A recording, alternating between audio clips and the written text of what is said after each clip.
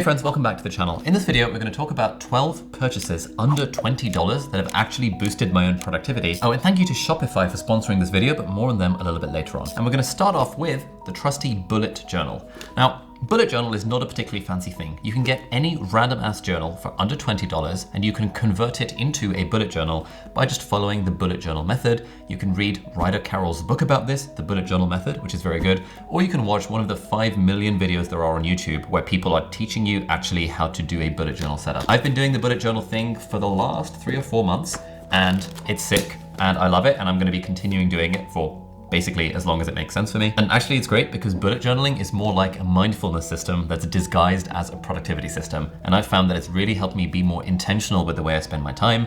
I also have a gratitude log, so I feel more grateful for the things in my life. And it also encourages me to set my daily priorities every day. And so I'm more likely to make progress on the things that matter to me, which is my personal definition of productivity. All right, item number 2 is something I've been using for the last few months. It's one of these like magic whiteboards.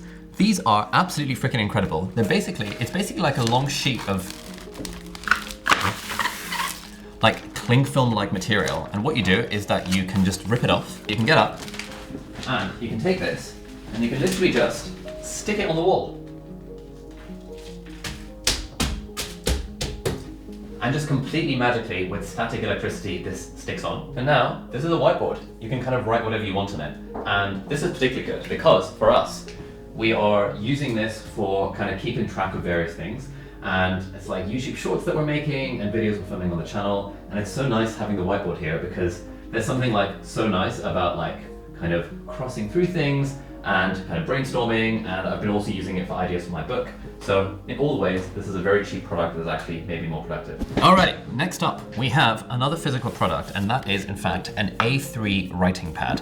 This is a special one because it's got essentially my stationery brand on it. We don't actually sell these, we just got them printed because it's kind of nice. But you can basically get any A3 pad from Amazon or any other kind of stationery shop. These cost like $5, something like that.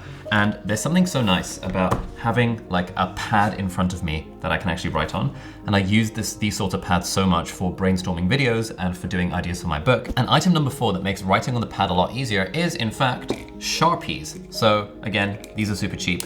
I have a bunch of these. I always have them lying around on my desk. And the great thing about Sharpies is that they are very thick.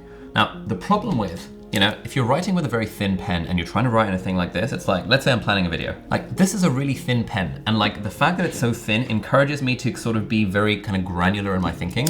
Whereas, if I just use a big Sharpie, then I can't be so granular with my thinking and I have to be able to kind of do things that are sort of big picture. And so this is particularly helpful when it comes for planning videos where I have to worry about the big picture. Or for example, if you're a student and you want to write an essay, then initially when you're making a spider diagram, you want to think in broad brushstrokes using something like a Sharpie or a whiteboard pen. And then once you're fleshing in the details, you can use a proper pen like fine liner or whatever to fill in the details. But there's something so nice about just the analogness and like the sort of physicality of writing and scrolling with Sharpies all over a piece of paper. All right, moving on. Item number 5 is also a little element of physicality. And in fact, item number 5 is sticky notes. By the way, all these desk accessories, this is something called Gather version 2.0 from Ugmonk. You can check out that Kickstarter down below. It's sick. I have the desk accessories on my desk.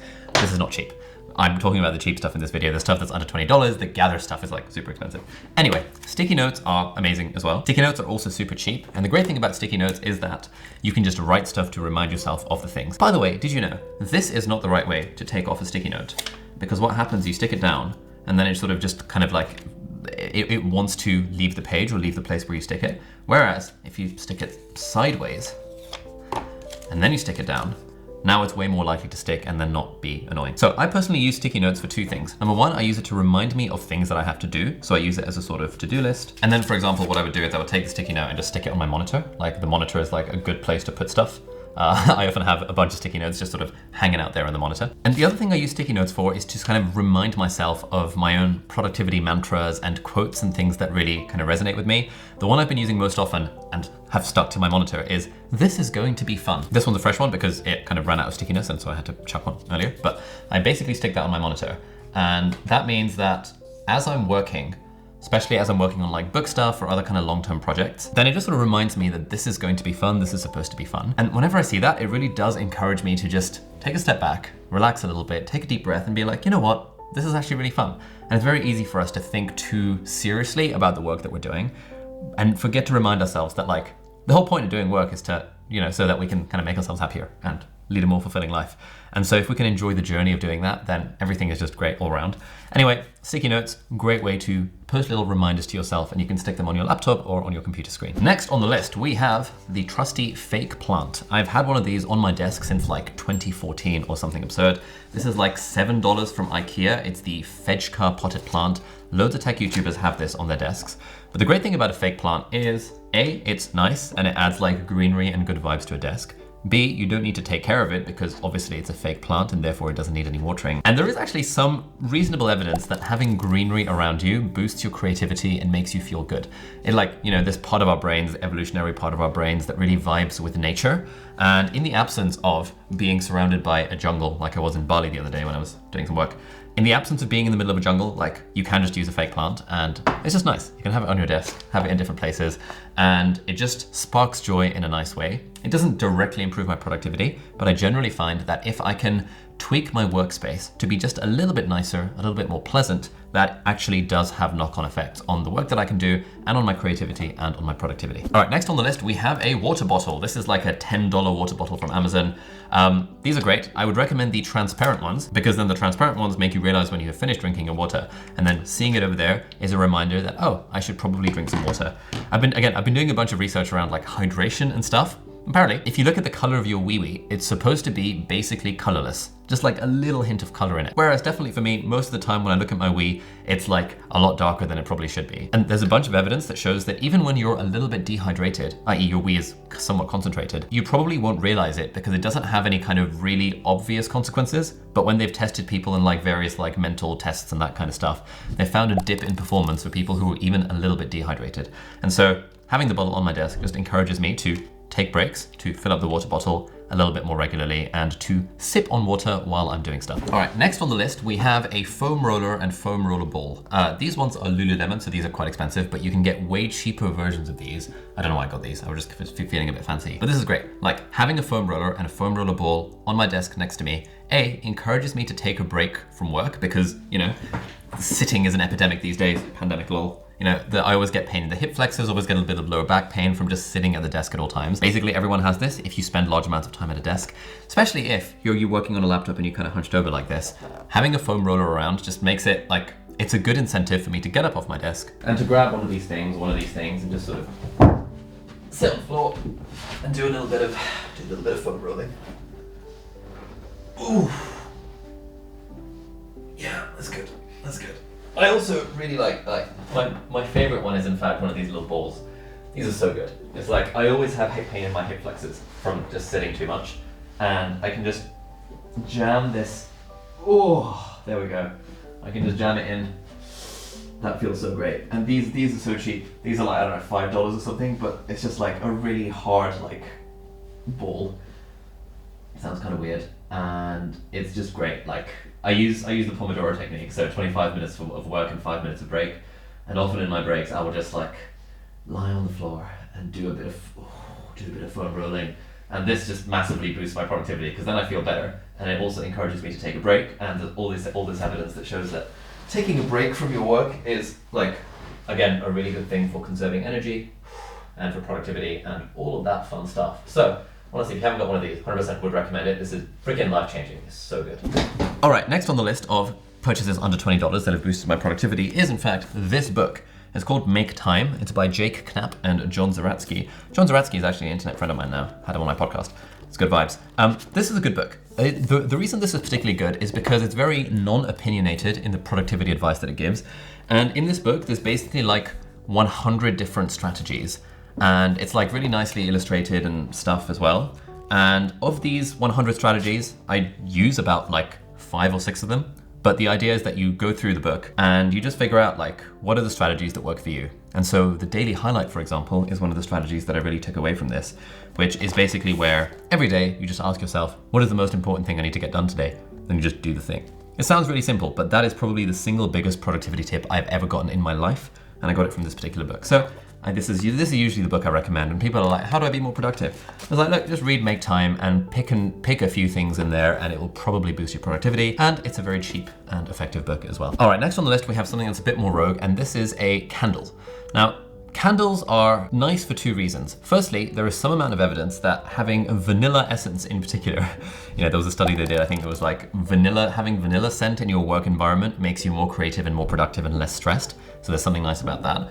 But the reason I personally like to have a candle on my desk, which I then light, by the way, this is from Morning Brew, who just kindly sent it to me for free, but like you can get cheap ones as well. The reason I like having a candle on my desk is because I can just stick it on my desk, I can set it on fire in a non-weird way, and now it's like, it's a very easy ritual to get started with stuff. You don't need a ritual to be productive, but it's generally kind of nice that the environment feels good, the fake plant, the candle.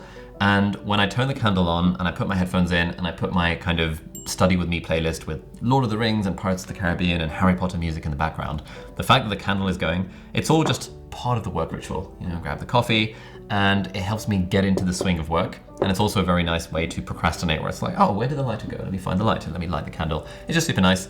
I've had a candle on my desk now for the last like 6 months, and I found it genuinely does improve my mood. It's a very cheap thing to try out. Less than $20, probably like $5 for like a cheap candle. So you can try it out and see if it works for you as well. Now, if you're the sort of person that actually enjoys becoming more productive and being able to get more things done, then you might also be the sort of person that likes the idea of building your own online business, like I've done and like maybe people that you've seen on YouTube have done. And one of the great ways that you could do that is by using Shopify, who are very kindly sponsoring this video. Shopify is an absolutely fantastic all-in-one commerce platform where anyone, without knowing how to code, you can build your own website, you can make it look absolutely sick, and you can sell any kind of product, goods, services, digital downloads over the internet. You can sell to customers in over 175 countries. You can accept almost any payment method imaginable, and you can sell things online or even in person or even via your social media accounts. I've been using Shopify for the last year or so to power my online store, and it's quite fun tinkering with the website and making the products look pretty and putting photos on them, and it's just like super nice. So we've started bringing all of our stuff into Shopify,